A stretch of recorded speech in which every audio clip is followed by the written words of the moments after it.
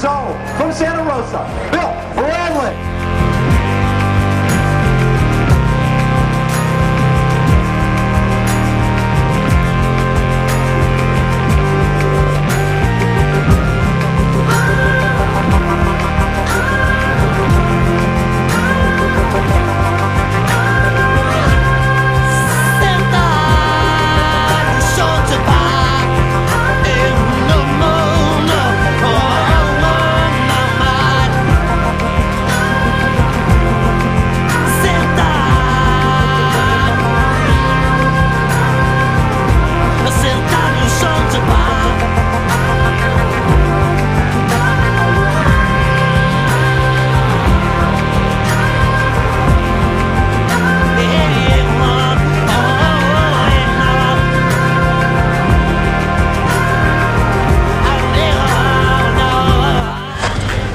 Climbed from 3 in the morning till 6:30 in the morning. I'm really tired.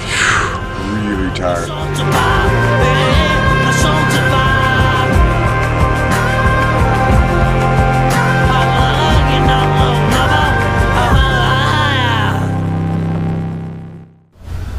I got off my bike and I walked over to this little kiddie pool they have there at the aid station for when the riders come out of the desert to cool them down.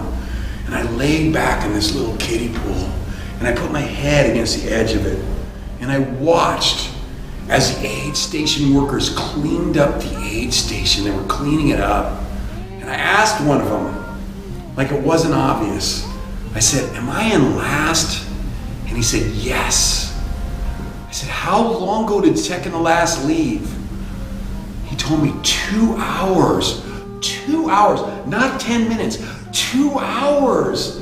I thought to myself, 2 hours? Wow, that's really in last. And as I laid there pondering what he was telling me, I looked up at the next obstacle. It's a 9-mile infamous climb after you come out of the desert. It's called Yarnell Grade. It's a steep climb out of the desert. It would be challenging even if I was fresh. But I was anything but fresh. And as I laid in there in that pool, I thought to myself, this is a decisive moment.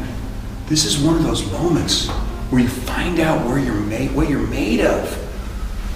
Would I be able to go on, or would I quit? So I was sitting there thinking about this. Something in my gut told me I wasn't gonna quit. That I would not quit this race and have my race end in a little kiddie pool in Congress, Arizona. So what I found, the best way to go on, when everything outside of you, the aid station workers, maybe even my own crew, thought probably I should quit. And when everything inside of you logically tells you that you should probably quit because you're so far behind, the best way to go on when you feel like your gut's telling you to go on and when all these other things are against you is you just start. That's what I found, is you just start. You don't think, you just start. That's exactly what I did. I stood up in that little kiddie pool, and I'm telling you right now, it's getting dark too. The sun's coming down, it's like, just about pitch black. And I stood up in that little kiddie pool, and I stepped out of it, and I started walking towards my bike. As I walked towards my bike, I glanced over at one of those aid station workers, just for a moment.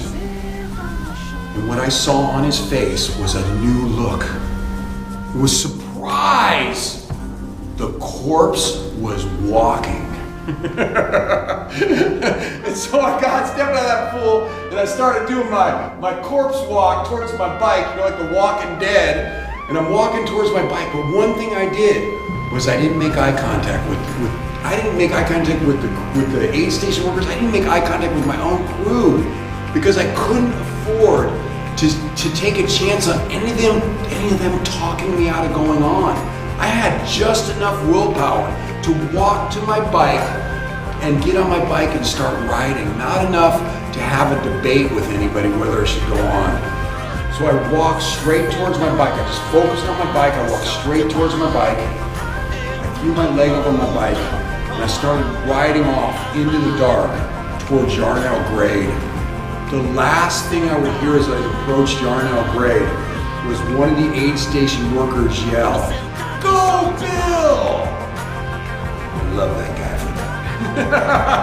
People ask me how to finish RAAM Solo, and the answer is when every part of your body is screaming at you to quit, don't. Oh, yeah.